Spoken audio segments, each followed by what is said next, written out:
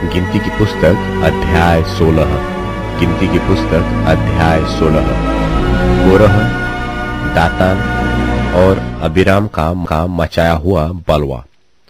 कोरह जो लेवी का परपोता, कहात का पोता और इसहार का पुत्र था, वह एलियाब के पुत्र दातान और अबीराम और पेलेत के पुत्र ओन, इन तीनों रूबेनियों से मिलकर मंडली के 250 प्रधान जो सभासद और नामी थे, उनको संग लिया और वे मूसा और हारून के विरुद्ध उठ खड़े हुए और उनसे कहने लगे, तुमने बहुत किया, अब बस करो, क्योंकि सारी मंडली का एक एक मनुष्य पवित्र है और यहोवा उनके मध्य में रहता है। इसलिए तुम यहोवा की मंडली में ऊंचे पद वाले क्यों बन बैठे हो? यह सुनकर मूसा अपने मुंह के बल गिरा।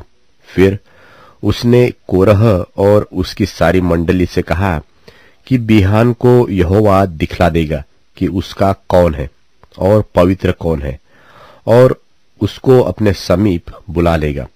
जिसको वह अपना चुन लेगा, उसी को अपने समीप बुला भी लेगा।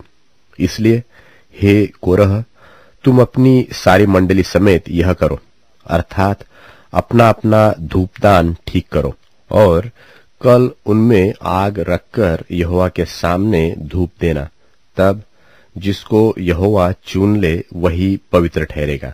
हे लेवियो, तुम भी बड़ी बड़ी बातें करते हो, अब बस करो। फिर मूसा ने कोरह से कहा, हे लेवियो, सुनो, क्या यह तुम्हें छोटी बात जान पड़ती है कि इस्राएल के परमेश्वर ने तुमको इस्राएल की मंडली से अलग करके अपने निवास की सेवकाई करने और मंडली के सामने खड़े होकर उसकी भी सेवा टहल करने के लिए अपने समीप बुला लिया है, और तुझे और तेरे सब लेवी भाइयों को भी अपने समीप बुला लिया है। फिर भी तुम याजक पद के भी खोजी हो, और इसी कारण तूने अपनी सारी मंडली को यहोवा के विरुद्ध इकट्ठी किया है। हारून कौन है कि तुम उस पर बुड़बुड़ाते हो? फिर मूसा ने एलियाब के पुत्र दातान और अबीराम को बुलवा भेजा, और उन्होंने कहा, हम तेरे पास नहीं आएंगे। क्या यह एक छोटी बात है कि तू हमको ऐसे देश से, जिसमें दूध और मधु की धाराएं बहती है, इसलिए निकाल लाया है कि हमें जंगल में मार डाले?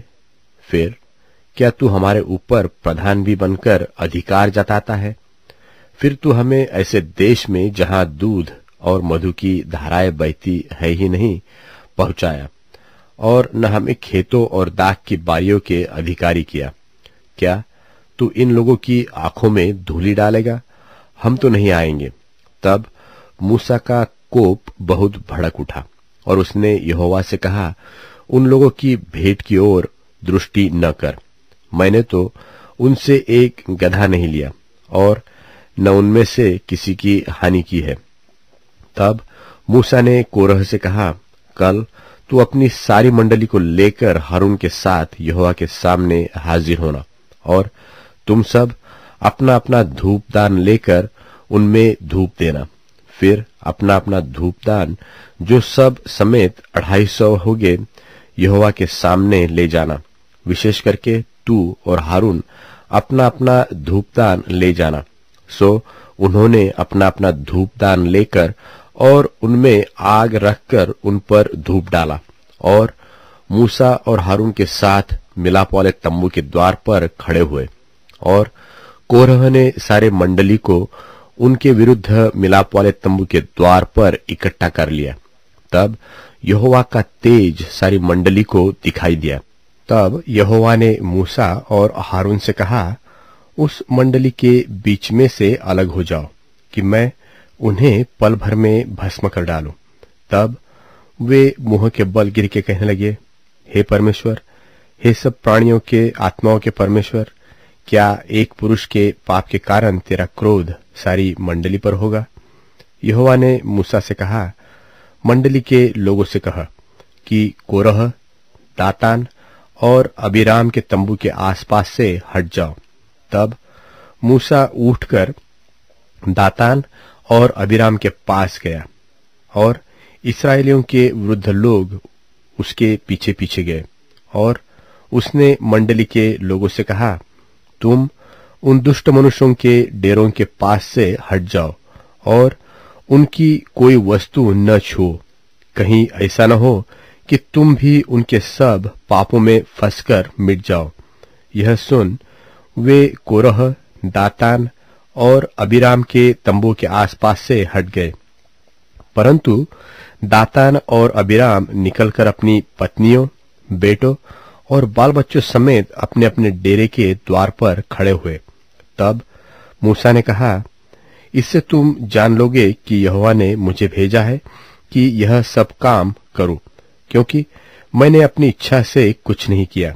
यदि उन मनुष्यों की मृत्यु और सब मनुष्यों के समान हो और उनका दंड सब मनुष्यों के समान हो, तब जान जाओ कि मैं यहोवा का भेजा हुआ नहीं हूं। परंतु यदि यहोवा अपनी अनोखी शक्ति प्रकट करे और पृथ्वी अपना मुंह पसार कर उनको और उनका सब कुछ निगल जाए और वे जीते जी अधोलोक में जा पड़े, तो तुम समझ लो कि इन मनुष्यों ने परमेश्वर यहोवा का अपमान किया है।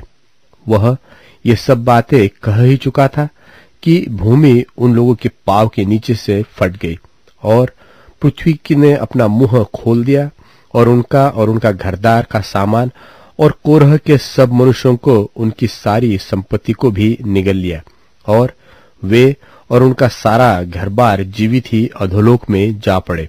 और पृथ्वी ने उनको ढांप लिया और वे मंडली के बीच में से नष्ट हो गए। और जितने इस्राएली उनके चारों ओर थे, वे उनका चिल्लाना सुन यह कहते हुए भागे कि कहीं पृथ्वी हमको भी निगल न ले। तब यहोवा के पास से आग निकली और उन 250 धूप चढ़ाने वालों को भस्म कर डाला। तब यहोवा ने मूसा से कहा, हारून याजक के पुत्र एलियाजार से कह कि उन धूपदानों को आग में से उठा ले और आग के अंगारों को उधर ही छितरा दे, क्योंकि वे पवित्र है। जिन्होंने पाप करके अपने ही प्राणों की हानि की है, उनके धूपदानों के पत्थर पीट पीट कर बनाए जाए, जिससे वे कि वह वेदी के मढ़ने के काम आवे, क्योंकि उन्होंने यहोवा के सामने रखा था, इसलिए वे पवित्र है। इस कारण और इस प्रकार वह इस्राएलियों के लिए एक निशाना ठहरेगा। सो एलियाजर याजक ने उन पीतल के धूपदानों को, जिनमें उन जले हुए मनुष्यों ने धूप चढ़ाया था, लेकर उनके पत्थर पिटवाकर वेदी के मढ़ाने के लिए बनवा दिए, कि इस्राएलियों को इस बात का स्मरण रहे कि कोई दूसरा जो हारून के वंश का न हो, यहोवा के सामने धूप चढ़ाने को समीप न जाए। ऐसा न हो कि वह भी कोरह और उसकी मंडली के समान नष्ट हो जाए, जैसे कि यहोवा ने मूसा के द्वारा उनको आज्ञा दी थी। दूसरे दिन इस्राएलियों की सारी मंडली यह कहकर मूसा और हारून पर बुड़बुड़ाने लगी कि यहोवा की प्रजा को तुमने मार डाला है। और जब मंडली के लोग मूसा और हारून के विरुद्ध इकट्ठे हो रहे थे, तब उन्होंने मिलाप वाले तंबू की ओर दृष्टि की और देखा कि बादल ने उसे छा लिया है और यहोवा का तेज दिखाई दे रहा है। तब मूसा और हारून मिलाप वाले तंबू के सामने आए। तब यहोवा ने मूसा और हारून से कहा, तुम उस मंडली के लोगों के बीच से हट जाओ कि मैं उन्हें पल भर में भस्म कर डालूं।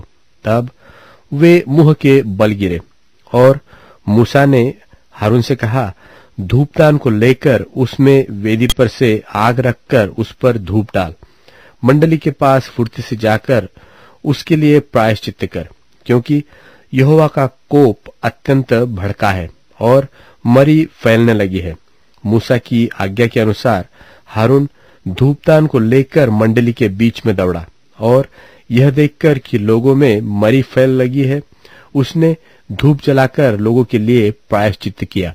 और वह मुर्दों और जीवित के मध्य में खड़ा हुआ। तब मरी थम गई और जो कोरह के संग भागी होकर मर गए थे, उन्हें छोड़ जो लोग इस मरी से मर गए थे वे 14,700 थे। तब हारून मिलाप वाले तंबू के द्वार पर मूसा के पास लौट गया और मरी थम गई।